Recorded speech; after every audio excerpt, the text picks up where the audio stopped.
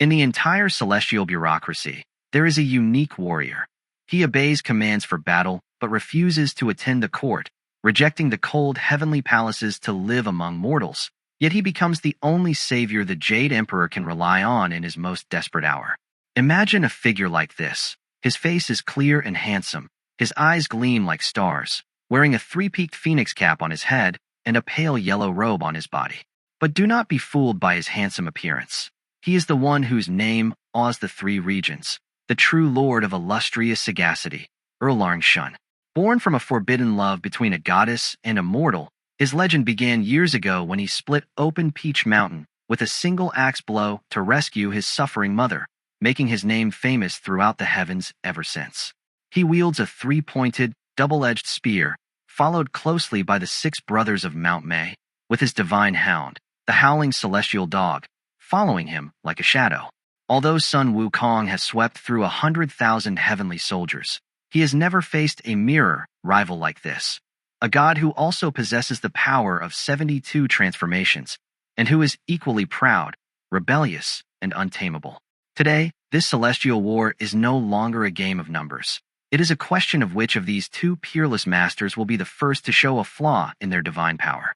On this channel, we will take you through the most authentic and genuine epic of Journey to the West, following Wu Qingyin's original 100-chapter masterpiece. This is Journey to the West. Chapter 6. Guanyin attends the peach banquet to learn what happened. The little sage shows his might and subdues the great sage. While heavenly troops completely surrounded the flower fruit mountain, the great sage son Wukong was resting peacefully inside his cave. Meanwhile, Guanyin, the Bodhisattva of great mercy, from Mount Patalaka of the Southern Ocean, who hears all the suffering in the world, had accepted the royal mother's invitation to the Peach Festival. She set out with her senior disciple, Huyan, and arrived at the treasure pavilion by the Jade Pool. What did they find? A scene of utter desolation. Cups and plates lay overturned, broken and scattered everywhere.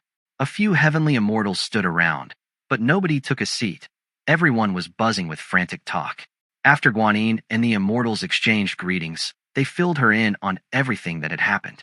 Guanyin said, "Well, the grand feast is clearly ruined. No more wine, no more celebration. Why don't you all come with me to see the Jade Emperor?" The immortals happily followed her. When they reached the translucent palace, the 4 great celestial masters, the barefoot immortal, and others were already there. They met Guanyin and told her the Jade Emperor was deeply troubled. He had already sent heavenly forces to capture the demon, but no word of success had yet returned. Guanyin said, "I need to see the Jade Emperor. Please announce me." Qiu Hongji, one of the celestial masters, went into the Hall of Divine Mists, presented the request, and the Jade Emperor summoned Guanyin inside. At that moment, Grand Supreme Elderly Lord Lao was in the hall, and the royal mother was just behind him. Guanyin led the immortals in. They performed their greetings to the Jade Emperor, exchanged courtesies with Lord Lao and the royal mother, and took their seats. Guanyin then asked, "How did the Grand Peach Festival go?" The Jade Emperor said, "Every year, the banquet is a joyful occasion. But this year, that demon monkey has ruined everything. All my invitations were in vain." Guanyin asked, "Where does this demon monkey come from?" The Jade Emperor explained, "He hatched from a stone egg on Flower Fruit Mountain, in the land of Ally Country, on the East Purvavida continent. The moment he was born, golden light shot from his eyes straight up to the heavenly palaces. At first, I paid no attention. But later, he became a demon, able to subdue dragons and tigers, and he even went to the underworld and crossed his name out of the book of life and death. When the dragon kings and the kings of hell reported this, I was about to send troops to arrest him. Then the gold star of Venus argued that any creature with 9 orifices could cultivate the Tao, so I decided to be merciful. I summoned him up to heaven and gave him the post of Binoan in the Imperial Horse Bureau. That fellow thought the job was beneath him and rebelled. I sent Heavenly King Li and Prince Nair Jia to subdue him, but later I decided to pacify him instead. I summoned him back and gave him the empty title Great Sage Equal to Heaven. No salary, just a name. He had nothing to do, so he roamed around idly. Fearing he'd stir up trouble, I put him in charge of the Garden of Immortal Peaches. But he ignored all the rules and ate every large peach on the old trees. When it came time for the Grand Peach Festival, we didn't invite him. He had no salary, after all. But he tricked the barefoot immortal, transformed into his likeness, snuck into the feast, and stole all the immortal food and wine. Then he stole Lord Lao's golden elixir, and even took imperial wine back to his mountain to share with his monkeys. My heart is sick with worry. That's why I've sent 100,000 heavenly troops, with sky nets and earth snares, to capture him. It's been a whole day with no report, and I don't know who is winning. Guanyin listened, then turned to Huiyan and said, "Hurry down to Flower Fruit Mountain. Find out how the battle is going. If you encounter the enemy, lend a hand. But make sure you come back with a full report." Huiyan straightened his robes, picked up his iron staff, and flew down on a cloud. He went straight to Flower Fruit Mountain. When he arrived, he saw the nets and snares packed tight, layer upon layer. At every camp gate, soldiers shook bells and shouted commands. The mountain was completely sealed off. Huiyan called out, "Soldiers guarding the camp, please pass a message. I am Muzha, the second son of Heavenly King Li, and also Huiyan, the chief disciple of Guanyin Bodhisattva of the Southern Ocean.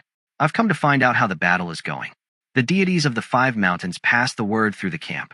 Soon, 4 of the constellations, Emptiness, Hairy Head, Star, and Room, passed the word to the central command tent. Heavenly King Li ordered the nets to be opened, letting Huiyan in. Dawn was just breaking in the east. Huiyan entered, met the 4 heavenly kings and his father, and bowed. After the greetings, Li asked, "My son, why are you here?" Huiyan said, "Father, I went with the Bodhisattva to the Grand Peach Festival. When we saw the devastation at the Jade Pool, she took all the immortals and me to see the Jade Emperor. He told us you had come down here to capture the demon monkey, but hadn't reported back. The Bodhisattva sent me here to find out the truth." Heavenly King Li said, "Yesterday we arrived and set up camp. We sent the 9 luminaries to challenge him, but the brute displayed his powers and drove them all back. Then I led the troops myself, and he met us with full force. We fought until dark, and then he used the magic of body division to push us back. When we counted our spoils, we'd caught nothing but wolves, insects, tigers, and leopards, not a single monkey. We haven't yet fought today." Before he could finish, a scout rushed in shouting, "The great sage is at the gate with a bunch of monkey demons, calling us out." The 4 heavenly kings, Li, and the prince were just discussing their next move. Muzha said, "Father, the Bodhisattva told me to observe and to help if I could. Today, let your unworthy son go meet him. Let me see what this great sage really looks like." Heavenly King Li warned, "My son, you've trained with the Bodhisattva these years. I'm sure you have some divine skills. But be very careful." Good Prince Muzha, gripping his iron staff in both hands and tightening his embroidered robe, leaped out of the camp gate and shouted, "Which one of you is the great sage equal to heaven?" The great sage stepped forward, holding his golden cudgel at the ready. "Old son is right here. Who are you, daring to call me out?" Muzha said, "I am Muzha, the second prince of Heavenly King Li. Now I am a disciple at the feet of Guanyin Bodhisattva, protecting the faith. My Dharma name is Huiyan." The great sage laughed. "So why aren't you in the Southern Ocean practicing? What are you doing here bothering me?" Muzha replied, "My master sent me to check the battle.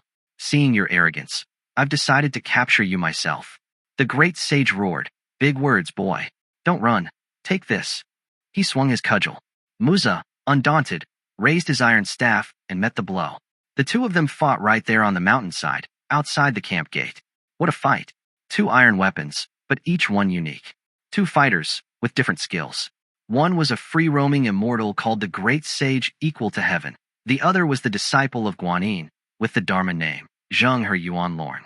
Muzha's staff was forged by the 6 gods of Yin and 6 gods of Yang, pounded and refined 1,000 times. Wukong's cudgel was the Heaven River depth-suppressing divine treasure, also known as the sea-suppressing needle.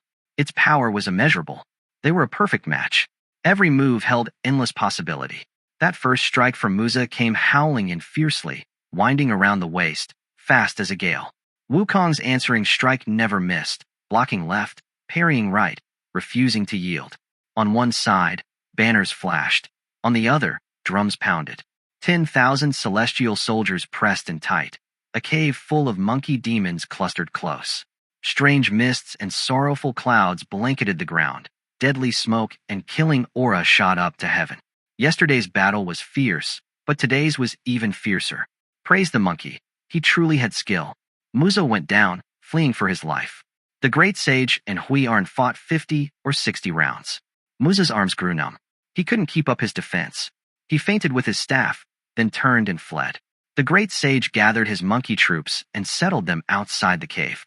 Meanwhile, at the heavenly camp gate, the soldiers greeted the prince and made way for him as he strode straight into the camp. He stumbled into the tent, gasping and panting, and faced the 4 heavenly kings, pagoda-bearing Li and Nerja. That great sage, truly vast in power. Your son couldn't beat him. I've returned in defeat. Heavenly King Li's heart grew cold. He immediately wrote out a plea for reinforcements and ordered the mighty spirit Ghost King and Muzha to take it up to the Jade Emperor. The two did not dare delay. They slipped through the sky nets, mounted a cloud, and in a moment arrived at the translucent palace. There they met the 4 celestial masters, were led into the hall of divine mists, and presented the memorial. Huiyarn then bowed to Guanyin. The Bodhisattva asked, "What did you find out?" Huiyarn said, "When I arrived at Flower Fruit Mountain, I had them open the nets and went to see my father. I told him why you sent me. He said yesterday they fought the Monkey King and only caught some beasts, not a single monkey. While we spoke, the monkey appeared and challenged us. I fought him for 50 or 60 rounds with my iron staff, but I couldn't beat him. I fled back to camp. That's why my father sent the Ghost King and me here to beg for help." Guanyin lowered her head and pondered. Now the Jade Emperor opened the memorial and read the plea for reinforcements. He smiled bitterly. Detestable demon. How much power can he have to dare resist 100,000 heavenly soldiers? Li needs more troops. Who should I send to help? Before the words were finished, Guanyin folded her hands and spoke. Your Majesty, please set your mind at ease. This humble monk recommends a divine general who can capture this monkey. The Jade Emperor asked, Who do you recommend? Guanyin said, Your Majesty's nephew, the true lord of illustrious sagacity, Erlang. He lives at the mouth of the Guan River in Guangzhou, enjoying the incense of the lower region. In the past, he once slew 6 demons single-handedly. He has the 6 brothers of Mount Mei and 1,200 private spirit troops under his command. His divine power is vast. However, he follows the call to war, not the call to court. If your Majesty issues a troop-mobilizing decree to bring his assistance, you can capture this demon monkey. The Jade Emperor agreed and issued the decree, sending the mighty spirit Ghost King to deliver it. The Ghost King took the decree and flew straight to the mouth of the Guan River. Within half a watch, he arrived at the true Lord's temple. The gatekeeper Ghost Judge quickly sent word inside. A messenger from heaven is here with the Jade Emperor's decree. Erlang and his brothers went out to receive it. They lit incense, unrolled the scroll, and read it out loud. The decree said, The demon monkey, the great sage equal to heaven of Flower Fruit Mountain, has caused chaos. In the heavenly palace, he stole peaches, wine, and elixir, and ruined the Grand Peach Festival. We have already dispatched 100,000 heavenly soldiers and 18 layers of sky nets and earth snares to surround his mountain and subdue him, but without success. Now we specially summon worthy nephew and his sworn brothers to go immediately to Flower Fruit Mountain and assist in the extermination. Upon success, high promotion and rich rewards await. The true Lord was overjoyed. Messenger, please return. I will immediately take up arms to help. The Ghost King went back to heaven to report. The true Lord then gathered the 6 brothers of Mount Mei, the 4 marshals Kong, Zhang, Yao, and Li, and the 2 generals Guoshun and Zhijian. He said, The Jade Emperor summons us to Flower Fruit Mountain to subdue a demon monkey. Let's go together. The brothers were all happy to comply. They mustered their divine troops, gathered their hunting hawks and hounds, strung their bows, and rode a fierce wind. In an instant, they crossed the eastern ocean and reached Flower Fruit Mountain. There they saw the dense layers of celestial nets and could advance no further. Erlang called out, Generals guarding the nets, hear me. I am the true lord of illustrious sagacity, Erlang. The Jade Emperor has summoned me to catch this demon monkey. Open the camp gates and let me through. The word passed through the ranks, and soon the 4 heavenly kings and Li came out to greet him. They exchanged greetings and discussed the battle so far. Erlang laughed.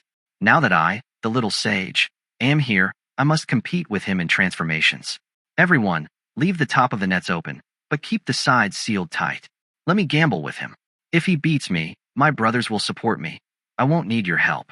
If I beat him, my brothers will bind him. No need for you to lift a finger. I only ask the pagoda-bearing heavenly king to stand in midair with his demon-revealing mirror. If the monkey flees, make sure the mirror tracks him clearly. Don't let him escape. The heavenly kings moved to their positions, and the heavenly troops formed up. The true Lord led the 4 marshals and 2 generals, 7 of them in all, out to challenge. He ordered his soldiers to hold the camp and keep the hawks and hounds close. Erlang arrived outside the water curtain cave. There he saw the monkeys, drawn up in a tight, coiling dragon formation. In the center, a great banner read, "Great Sage equal to heaven." Erlang said, "That reckless monkey, how dare he claim the title of equal to heaven?" The 6 brothers said, "No time for admiring. Let's call him out." The little monkeys at the gate saw Erlang and rushed inside to report. The Monkey King grabbed his golden cudgel, straightened his golden armor, stepped into his cloud-treading shoes, adjusted his purple golden cap, and leaped out. He stared at the true Lord. Truly, the man was handsome and imposing, dressed with exquisite refinement. Indeed, a clear and handsome face, a dignified bearing, 2 ears hanging to his shoulders, and eyes gleaming like stars. On his head, a phoenix cap with 3 peaks. On his body, a pale yellow robe. His boots were stitched with gold over dragon-wrapping socks. His belt was adorned with 8 treasures and clustered flowers.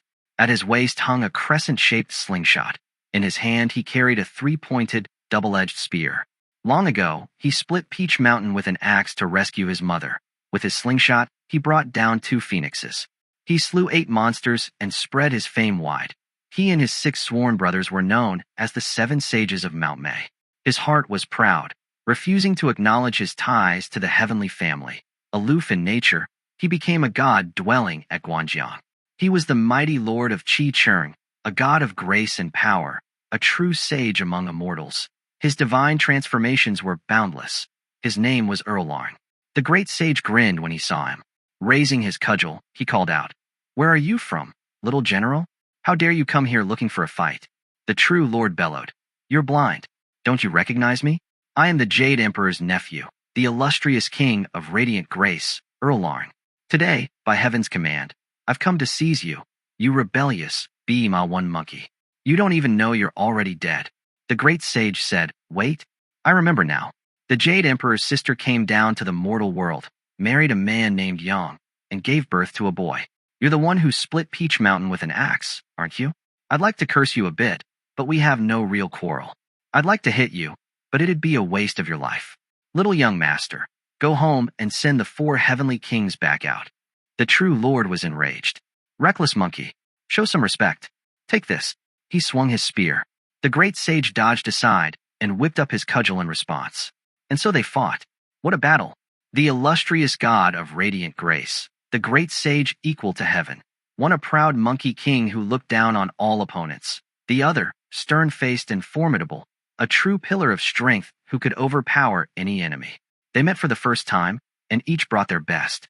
Neither had ever known the other's depth. Today they'd find out who was better. The iron cudgel flew like a dragon. The divine spear danced like a phoenix. Left block, right strike, forward thrust, backward parry. On this side, the 6 brothers of Mount Mei lent their might. On that side, the 4 mighty commanders spread their commands. Banner wavers and drum beaters worked as one. Shouters and gong ringers cheered them on. Each fighter's weapon followed its own art, giving no opening. The golden cudgel, treasure of the sea, transformed and soared, seeking victory. A moment's sluggishness, and your life was over. The slightest slip, and disaster fell. The true Lord and the great sage fought over 300 rounds with no clear winner. Then Erlang drew upon his divine might, shook his body, and grew to 10,000 feet tall. Gripping his 3-pointed spear, he looked like a peak of Mount Hua, with a blue face, bared fangs, and crimson hair. He hacked down at the great sage with terrifying force. The great sage matched him, growing just as tall and just as fierce. He lifted his golden cudgel like a pillar propping up the sky from Mount Kunlun, pushing back against Erlang. The 2 monkey marshals trembled, unable to wave their banners. The 2 monkey generals shook, unable to lift their swords. On Erlang's side, the 6 brothers gave the order. They unleashed their private spirit troops, who let loose hawks and hounds, drew their bows, and launched a full-scale attack on the monkeys outside the water curtain cave. The monkeys' 4 mighty commanders were scattered. 2,000 or 3,000 demon monsters were captured. The monkeys threw down their armor and weapons and fled, running, screaming, scrambling up the mountain, diving into the cave. It was like an owl scattering a flock of birds at dusk, like stars flying across the sky. The brothers won a great victory, but we'll leave them for now. Meanwhile, the true lord and the great sage were still locked in their titanic duel. Suddenly, the great sage saw his monkey camp being routed. Panic filled his heart. He shrank back to his normal size, grabbed his cudgel, and fled. Erlang saw him running and gave chase. Where do you think you're going? Surrender now, and I'll spare your life. The great sage had no more stomach for fighting. He ran for the cave, but ran straight into the 4 marshals and the 2 generals, who blocked his path with their troops. Where do you think you're going, reckless monkey? In a fluster, the great sage squeezed his cudgel down to the size of an embroidery needle, tucked it in his ear, shook his body, and turned into a sparrow, perching on a tree branch. The 6 brothers searched frantically, but couldn't find him.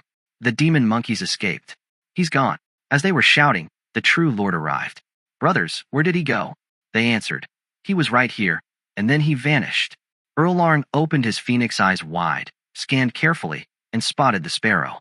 He dropped his own giant form, laid down his spear, took off his slingshot, shook himself, and turned into a sparrowhawk, swooping in to strike. The great sage saw it, shot into the air, and changed into a great cormorant, soaring up into the sky. Erlang saw that, shook his feathers, and became a giant sea crane, shooting up through the clouds to grab him. The great sage then dropped down, dove into a mountain stream, turned into a fish, and slipped into the water. Erlang chased him to the stream, but found no trace. He thought to himself, that macaque must have gone into the water. He's probably become a fish or a shrimp. Let me change again and catch him. He turned into a fish hawk and hovered over the rippling water. Down below, the great sage, now a fish, was swimming along. Suddenly he saw a bird above, like a green hawk, but not quite green, like an egret, but with no feathered crest, like a stork, but its legs weren't red. That's got to be Erlang, waiting for me. He quickly turned and splashed away. Erlang saw the flash. That fish just splashed and ran, like a carp, but the tail's not red, like a mandarin fish, but no patterned scales, like a black fish, but no star on its head, like a bream, but no spines on its gills. It saw me and fled. That's definitely the monkey. He dove in and snapped with his beak. The great sage shot out of the water and transformed into a water snake, slithering onto the bank and into the grass. Erlang had missed his strike, but saw the snake dart away. He knew it was the great sage. He changed into a gray crane with a red crest, sticking out a long beak like a pair of iron tongs, and went straight for the snake. The snake leaped and turned into a spotted bustard, standing dumb and still on a sandbank among the smartweed. Erlang looked at this lowly form. The spotted bustard is the lowest, most wanton of birds, mating with any species, and refused to go near it. He changed back to his true form, picked up his slingshot, pulled it full, and fired a pellet that knocked the bustard sprawling. The great sage seized this moment to roll down the cliff. He crouched there and transformed again, this time into a small temple. His wide-open mouth became the temple gate, his teeth the doors, his tongue a bodhisattva statue, his eyes the window lattices. Only his tail was a problem. He couldn't hide it, so he stuck it up behind the temple as a flagpole. The true lord chased down to the base of the cliff, but saw no bustard, only a little temple. He studied it with his phoenix eyes, saw the flagpole at the back, and laughed. It's that macaque. He's trying to fool me again. I've seen plenty of temples, but never one with the flagpole in the back. This is definitely the beast's trick. He wants me to go inside so he can bite me. You think I'd fall for that? I'll smash his window lattices first, then kick in his doors. The great sage heard this and panicked. So cruel. The doors are my teeth, the windows my eyes. If he breaks them, with a tiger's leap, he shot into the air and vanished. The true lord searched everywhere, and the 4 marshals and 2 generals arrived. Brother, did you catch him? Erlang laughed. The monkey just turned into a temple to trick me. I was about to smash his windows and kick his doors, but he jumped up and disappeared again. Strange. Strange. Everyone was baffled. They looked in all directions, but saw no sign of him. Erlang said, Brothers, guard this area. I'll go up and look for him. He leaped into the clouds. In midair, he saw Heavenly King Li holding the demon-revealing mirror high, standing with Nerja. Heavenly King, have you seen the Monkey King? Li said, He hasn't come up here. I've been watching through the mirror. Erlang recounted their duel of transformations and his efforts to catch the monkeys. He turned into a temple. Just as I was about to strike, he ran off. Li swept the mirror around in all directions, then laughed. True Lord, hurry.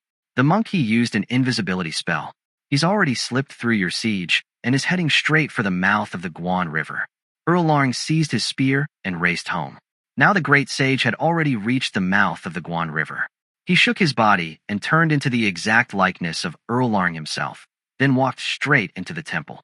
The ghostly attendants couldn't tell the difference, and all knelt in greeting.